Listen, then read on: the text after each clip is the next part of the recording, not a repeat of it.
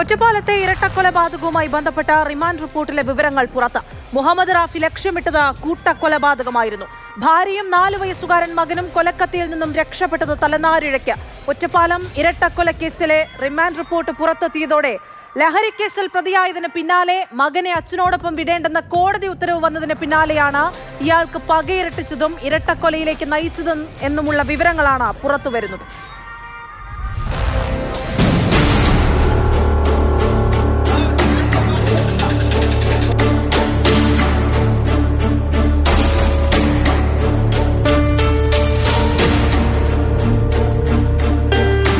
നസീറിനെയും സുഹറയും കൊല്ലാൻ മാത്രം പദ്ധതിയിട്ടല്ല അന്ന് രാത്രി അയാൾ ആ വീട്ടിലേക്ക് എത്തിയത്.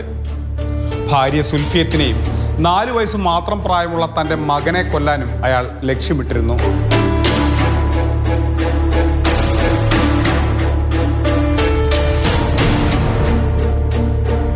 കുട്ടി ഇറങ്ങി ഓടി മോനെ എടുത്തിട്ട് ഇറങ്ങി ഓടുക, അതുകൊണ്ടാണ് അവർ രക്ഷപ്പെട്ടത്. എന്തൊക്കെ ഫാമിലി ഇഷ്യൂ ഉണ്ടായിരുന്നു.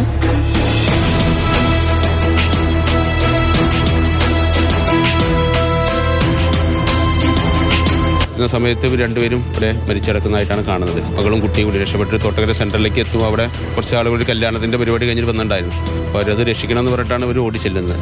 അപ്പോൾ അവരെ തൽക്കാലം തൊട്ടപ്പുറത്തൊരു വീട്ടിലേക്ക് അവിടെ കയറി ചെല്ലാൻ വേണ്ടി പറഞ്ഞിട്ട് പിന്നാലെ ഈ പ്രതി പിന്നാലെ ഓടി വന്നിട്ട് ഇവർ അന്വേഷിക്കുന്നുണ്ടായിരുന്നു. അപ്പോൾ ഇവർ കണ്ടിട്ടില്ല എന്ന് പറഞ്ഞിട്ട് അയാൾ അങ്ങനെ പോവുകയും ചെയ്തു. എന്നിട്ട് പിന്നെ പോലീസ് എത്തിയിട്ടാണ് ഈ അമ്മയും കുട്ടീനെയും ഹോസ്പിറ്റലിലേക്ക് ആക്കുന്നത്. അപ്പോൾ നോക്കുന്ന സമയത്ത് കുട്ടിയുടെ മേലിൽ ധാരാളം മുറിവുകളുണ്ടായിരുന്നു. ധാരാളം അങ്ങനെ ചോരൊക്കെ വന്ന് സ്ഥിതി ഉണ്ടായിരുന്നു. ലഹരിയായ ആളെ അന്ധനാക്കിയിരുന്നു. മുന്നിൽ വരുന്നത് 4 വയസ്സുകാരൻ മകനാണോ ഭാര്യയുടെ മാതാപിതാക്കളാണോ എന്നൊന്നും അയാൾ നോക്കിയില്ല. രക്തത്തിനു വേണ്ടി അയാൾ ദാഹിച്ചു. അവരെ വീണ്ടും വീണ്ടും കുത്തി പരിക്കേൽപ്പിച്ചു. അറസ്റ്റിലായ മലപ്പുറം പൊന്നാനി സ്വദേശി മുഹമ്മദ് റാഫി കൃത്യമായ ആസൂത്രണത്തോടെ നടത്തിയ കൊലപാതകമാണെന്നാണ് പോലീസിന്റെ കണ്ടെത്തൽ. മുഹമ്മദ് റാഫിയും ഭാര്യ സുൽഫിയയും തമ്മിലുള്ള വിവാഹമോചന കേസ് തിരൂർ കുടുംബ കോടതിയുടെ പരിഗണനയിലാണ്. കോടതി ഉത്തരവ് പ്രകാരം ഇവരുടെ 3 വയസ്സുകാരൻ മകൻ മുഹമ്മദ് ഇഷാനെ റാഫിക്കൊപ്പം ആഴ്ചയിൽ ഒരിക്കൽ വിട്ടയക്കാൻ നേരത്തെ കോടതി ഉത്തരവിട്ടിരുന്നു. ഇത് പ്രകാരം കുട്ടിയെ മുഹമ്മദ് റാഫി കൊണ്ടുപോയെങ്കിലും കോടതി നിശ്ചയിച്ച സമയത്തിനു ശേഷം കുട്ടിയെ തിരികെ നൽകിയില്ല.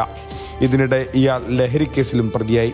ഈ സാഹചര്യത്തിലാണ് കുട്ടിയെ ഇനി പിതാവിന് നൽകേണ്ടതില്ലെന്ന് സുൽഫിയയ്ക്ക് കോടതിയിൽ നിന്നും ഉത്തരവ് ലഭിച്ചത്. ഇതിന്റെ വൈരാഗ്യമാണ് അരും കൊലയിൽ കലാശിച്ചത്.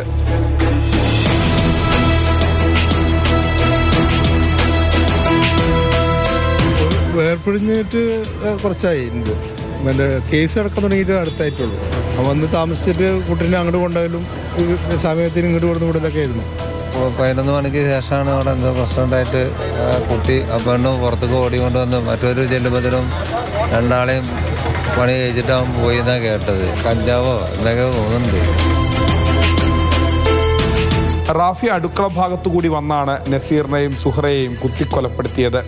ഇവരെ കൊല്ലാനായി ഇയാൾ കത്തി കരുതിയിരുന്നു. നസീറിന്റെ നെഞ്ചിലേറ്റ ആഴത്തിലുള്ള മുറിവാണ് കൊലപാതക കാരണം. 4 കുത്തേറ്റു. കത്തി വയറ്റിൽ തുളച്ചു കയറിയ നിലയിലായിരുന്നു. വയറിലേറ്റ കുത്താണ് സുഹറയുടെയും മരണകാരണം. ആന്തരികാവയവങ്ങൾ പുറത്തെത്തിയ നിലയിലായിരുന്നു. ആക്രമണത്തിനിടെ അടുത്തെത്തിയ ഇഷാനെ റാഫി കയ്യിൽ കരുതിയിരുന്ന കത്രിക ഉപയോഗിച്ച് ആക്രമിച്ചു.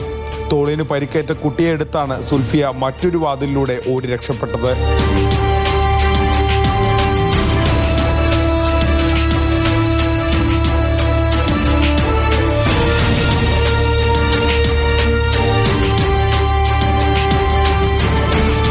ആയുസിന്റെ ബലം കൊണ്ടാകണം സുൽഫിയയ്ക്ക് തൻ്റെ മകനെയും രക്ഷിച്ചുകൊണ്ട് പുറത്തു കടക്കാൻ കഴിഞ്ഞു. 4 വയസ്സുകാരൻ്റെ ആരോഗ്യം മെച്ചപ്പെട്ടു വരികയാണ്. പതുക്കെ അവൻ പുതിയ ജീവിതത്തിലേക്ക് നടന്നു നീങ്ങുകയാണ്. Gokul VS, Mathrubhumi news, Palakkad.